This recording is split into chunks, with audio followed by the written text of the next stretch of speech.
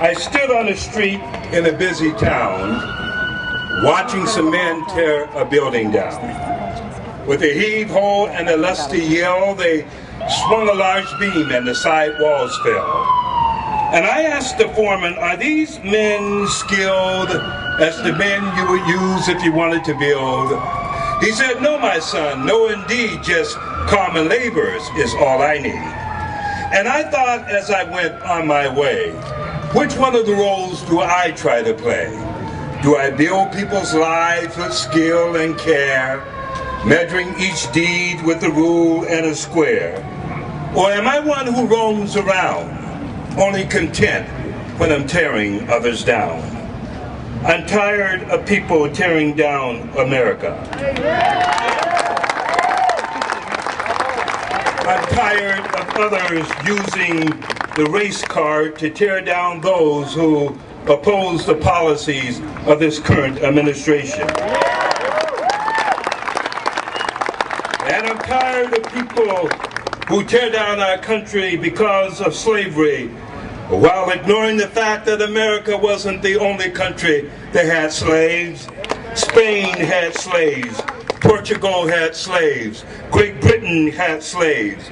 Brazil had slaves. Africa had slaves. And many of the Muslim countries had slaves long before there was ever a country called the United States of America. And despite these truths, those who play the race card never refer to any of these other countries as being racist nations.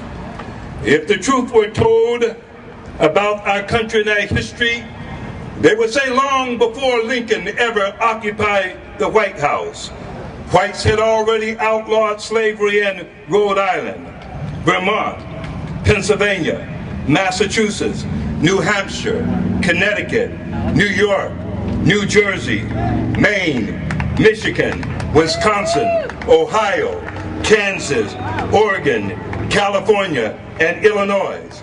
And the only states that continued to practice slavery when Lincoln stepped in the White House were those states that were controlled by the Democratic Party.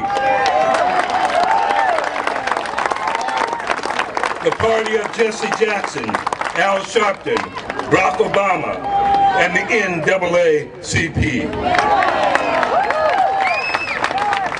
In writing my latest book entitled Whites, Blacks, and Racist Democrats, I discovered that the institution of racism in America had more to do with which political party you belong to rather than which race you belong to. And while many in the media are quick to condemn those who belong to today's Tea Party, they're not so quick to condemn those who belong to the Democratic Party, a party that supported the institution of racism, a party that voted against the 13th Amendment, the 14th Amendment, and the 15th Amendment to end slavery, to give black citizenship and the rights to vote. It is the same party. It's the same party that passed a multitude of laws to keep blacks in their place. Laws that placed Rosa Parks in the back seat of the bus and placed Dr. Martin Luther King in the Birmingham jail. It is the same political party that supported and engaged in practices where blacks were lynched and literally cut into pieces. It was the members of this party that burned down black communities and bombed black churches where little black girls were attending Sunday school. It's the same political party that stood in the doorways of southern schools and chanted 2, 4, 6, 8. We don't want to integrate. It's the same party that supported the Dred Scott decision, a court decision that classified blacks as property and not as people. It is the party that established America's first terrorist organization, commonly known as the Ku Klux Klan. It's the party that launched the longest filibuster in U.S. Senate history to defeat the 1964 Civil Rights Act. And after 200 years of racist practice, these leaders had the audacity to call the Tea Party racist.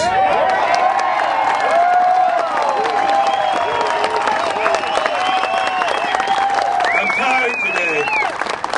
I'm tired of these people playing the race card and putting down America, putting down whites without recognizing the truth about our history, recognizing the fact that in 1611, 175 years before the Emancipation Proclamation was introduced and signed, white citizens of Germantown, Pennsylvania had already outlawed slavery. I'm surprised that they don't ever talk about that in 1711, 75 years before we even became a nation, whites passed more anti-slavery legislation, but their legislation was overturned by the British Crown. When you study the history of racism, you will find that this political party that's always criticizing and calling other people racist have a history of racism unprecedented in the entire world.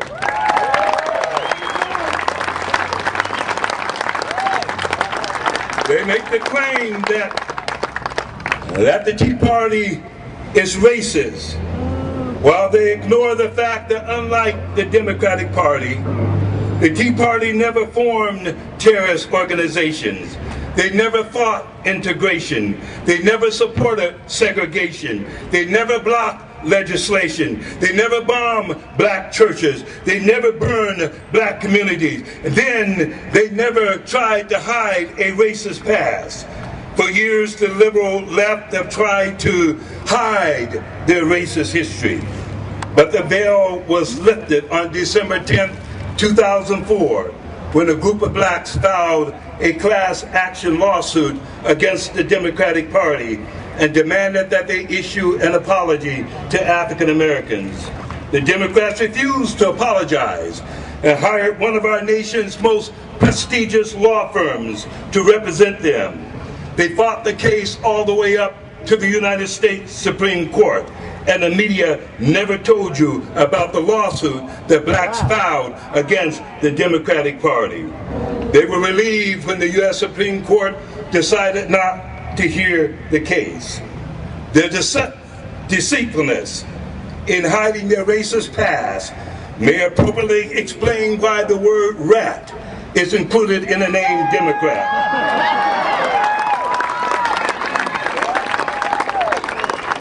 My dear brothers and sisters, the next time these left-wing liberals lift their liberal lips and call you racist simply because you're white and on the right, you tell them, we know your history, so be careful of the words you say. Keep them soft and sweet. You'll never know from day to day which ones you'll have to eat. God bless you.